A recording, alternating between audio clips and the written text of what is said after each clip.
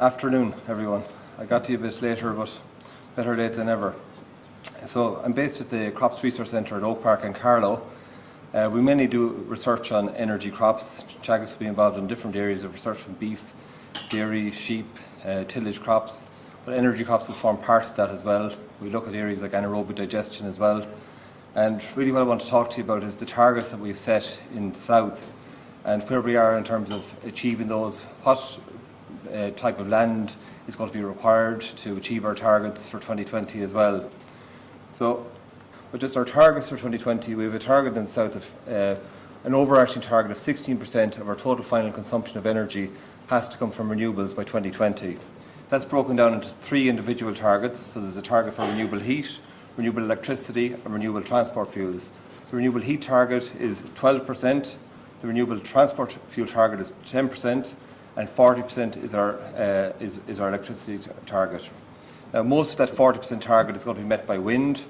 The majority of the 10% renewable contribution for transport target, that's going to be imported fossil fuels because we don't have the land base or the tillage base in Ireland to produce oilseed rape or wheat for ethanol, oilseed rape for biodiesel, so I don't see much happening in that area. Where we can get the best bang for our buck is in the whole area of Res T or Res H, renewable heating. That 12% target, the majority of that, probably over 9%, maybe 9.5%, maybe up to 10% of that 12% will be from biomass. So that's kind of a breakdown. A lot of people get confused with all these targets. What is 16% target? How is that broken down into the individual targets? So if we look at there, that's kind of a breakdown of the forecast that SEAI have projected for 2020 in terms of our energy use in the renewable electricity, heat and transport for 2020, and in 1,000 tonnes of oil equivalent. So we take 16% of that figure, and that's 1,800,000 tonnes of oil equivalent will be from renewables by 2020. Then we have to come up with the mix of that. So that's kind of a breakdown. The majority, as you can see, for the Res E would be met by wind, maybe PV, maybe small 5.6% of that will come from bioenergy, maybe a small bit of anaerobic digestion, a small bit of coal-firing it or peat burning stations, maybe some CHP combustion as well. But the vast majority of that will be coming from wind. On the Res H side, the bulk of it, 9.7% of the 12% target, will be from bioenergy. Maybe we might have a small portion of that coming from geothermal or from solar. And then on the Res T, there'll be a small bit of that electric vehicles. I don't even see that 1% target being met of electric vehicles on the road by 2020. It'll be imported bioethanol, imported biodiesel and pure plant oil, because since the introduction of the biofuel obligation scheme in the 1st of January 2011, there's the whole renewable transport fuel industry collapsed overnight. Okay, I won't dwell on that. That's just a table on the biomass contribution for 2020, putting it in gigawatt hours. Our main supply sources of bioenergy in Ireland we're talking about wood residues. We have about 730,000 hectares of forestry in the south. That's quite small. It's about 9% of our land area, of our total land area. It would be quite small in proportion to other countries like Sweden, Finland, Austria, where there'd be 40-60% of those countries in forestry. So we have quite a small proportion of forestry, but it is our biggest bioenergy resource at the same time. We're looking at other things like dry agricultural residues, straw, poultry litter, spent mushroom compost. Actually, it was only announced in the last 4 weeks at EU level that the EU have accepted poultry litter as a viable feedstock. So I see it's been accepted in the UK under the RHI as well to burn poultry litter, and it qualifies under the RHI also. Wet agricultural residues such as animal manure slurries that could be going into anaerobic digesters. Industry residues such as sludges, fats, meat and bone meal, food processing residues. Then we have the purpose-grown energy crops, the likes of the oilseed rape. We don't grow a lot of oilseed rape in the south. Last year there was around 8,000 hectares. A lot of farmers got burnt with it with the bad weather, and I think this year it's less than 4,000 hectares of oilseed rape of winter crops that went in last year. So it's quite a small amount. Then we have crops like willow, miscanthus, these fast-growing energy crops. We'd have about 3,500 hectares of those crops in the ground at the moment. Then there's things like recovered vegetable oil, which also qualify as biofuel feedstocks or biomass feedstocks. That's just a breakdown of our land use for 2013 in Ireland. There's about a total area farmed of about 4.2 million hectares. Crops such as wheat, barley, oats, they constitute a very, very small proportion, 8% of the land area, about 277,000 hectares. So I generally round it off to 300,000 hectares of cereal crops grown in the country. On top of that, we'd have about 100,000 hectares of crops such as potatoes, horticultural crops that would top that off.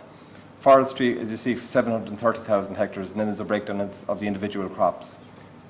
We introduced a scheme in the south back in 2007 called the Bioenergy Scheme, which gave grant aid to the growing of willow and miscanthus. This table just gives you an idea of what was planted each year over that period of time between 2007 and 2013. So you can see we have a total of 2,485 hectares of miscanthus planted during that time, and just over 1,000 hectares of willow. I expect or suspect that in the region of around at least 500 hectares of that miscanthus has been ploughed out again, because a lot of farmers grew it in areas that wasn't close to the market. They grew it, they got grant aid to grow it, but they had to take it out because there was no market on their doorstep for this product. Most farmers ended up bringing it to places like Edenderry Power Station, where it was being coal-fired with peat to generate electricity. So it's an unfortunate situation that a lot more of that miscanthus will come out again in the next few months, because a lot of people, they looked at what happened in the previous year with the fodder crisis, scarcity of fodder, and said, wasn't their land far better off being in a crop of grass, producing silage or hay, rather than producing miscanthus where they didn't have a market for it. So there's a reversal happening, especially on the miscanthus side. Most of the willow is going into Edenderry Power Station, that end-use market. Hopefully more will happen on the heat side over the coming months that will encourage farmers to keep these crops in the ground. So why we need energy crops? We have the Kyoto Agreement. I won't dwell on any of this. A lot of it has been covered already. Global warming. These crops sequester carbon from the atmosphere. They negate the requirement to use fossil fuels to produce heat or electricity as well. And depending on what scientists that you listen to, that fossil fuels are becoming scarcer and scarcer, and we're at this magic figure point of peak oil, where there's less oil in the ground than there was previously. We're over the 50% mark. And as supplies decrease and demand increases, what happens to price? It just increases, and that is the expectation, is that prices will increase for fossil fuels over the coming years, and that we need to, this isn't something that you get into overnight in terms of producing biomass feedstocks and creating bioenergy markets.